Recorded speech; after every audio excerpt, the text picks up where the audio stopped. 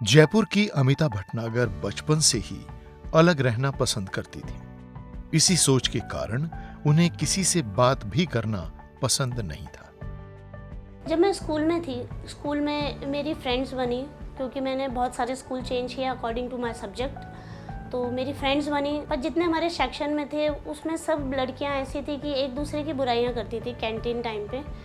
तो मेरी ये सोच बन गई थी कि आप एक तरफ तो सामने बहुत अच्छे बनते हैं उसके, और दूसरी समय उसके पीठ पीछे आप उसकी बुराइयां भी करते हैं। तो मुझे ये कुछ अच्छा नहीं लगा कि जो आपके फेस पर है वही दिल में होना चाहिए, जो दिल में है वो आपके फेस में आना चाहिए।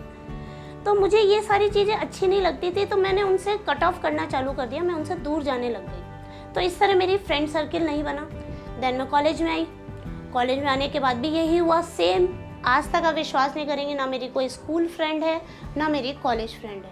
इसी तरह जैसे मैं चर्च में भी जाती थी, मैं 3 त्योहारों में जाती थी, Easter, good Friday and Christmas, 3 में जाती थी। तो वहाँ मैं देखती थी लोग ऐसे बात कर रहे हैं, हेलो एंड मैरी क्रिसमस, और पीछे से जाके जब देखा तो वो एक दूसरे की बुराइयां करते थे, एक दूसरे की बैक बाइटिंग करते थे। तो मुझे ये चीज़ें अच्छी नहीं लगती। तो जिससे उनका प्रार्थना का जीवन प्रभावित होने लगा।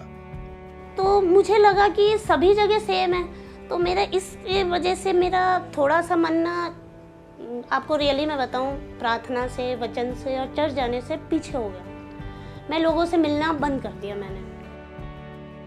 जैसे ही कोई हमारे घर में आता था, प्रेयर होती थी हमारे घर में, या फिर कोई रिश्तेदार आता था या कोई रिलेटिव्स आता था आजू बाजू के, मैं उनसे मिलने नहीं जाती थी।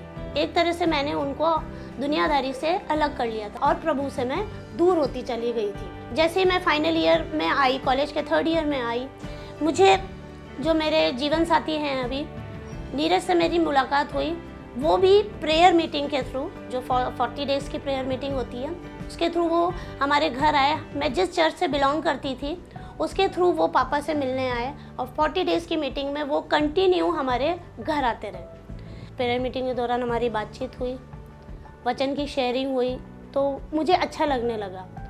ये मुझे वचन सिखाते थे कि कैसे पढ़ना है, कहाँ से पढ़ना है। वो मैंने शुरू किया। मैं मेरे कमरे में जाती थी, प्रार्थना करती थी। अपनी स्टडी करने के बाद मैं अपनी प्रार्थना करती थी, वचन पढ़ती थी, और आप बिलीव नहीं करेंगे, धीरे धीरे मुझ में चेंजेस आने लगे। मैं थोड़ा बाहर निकलने लगी, मैं लोगों से मिलने लगी। हमारे घर में प्रेयर मीटिंग होती थी, तब मैं बैठती थी, सुनती थी प्रभु का वचन। मेरे जीवन को बदलने वाला ये भजन 73:26, मेरे हृदय और मन दोनों तो हार गए हैं, परंतु परमेश्वर सदा के लिए मेरा भाग और मेरे हृदय की चट्टान बना हुआ है। ये वचन जब मैंने बार बार अपने जीवन में पढ़ा और उसको महसूस किया कि सचमुच में मेरा हृदय और मन दोनों हार गए थे। अब अमिता प्रार्थना में और बढ़ने लगी।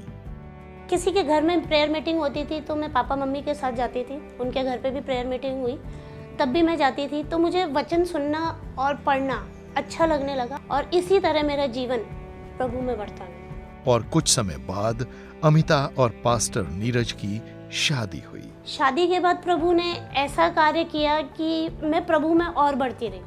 मीटिंग्स होती थी, हस्बैंड मेरे पास्टर हैं, तो उनके साथ कंटिन्यू मेरी प्रेयर मीटिंग में जाना, प्रार्थना करना लोगों के लिए, लोगों से मिलना जुलना, उनकी परेशानी सुनना, उनके लिए प्रार्थना करना।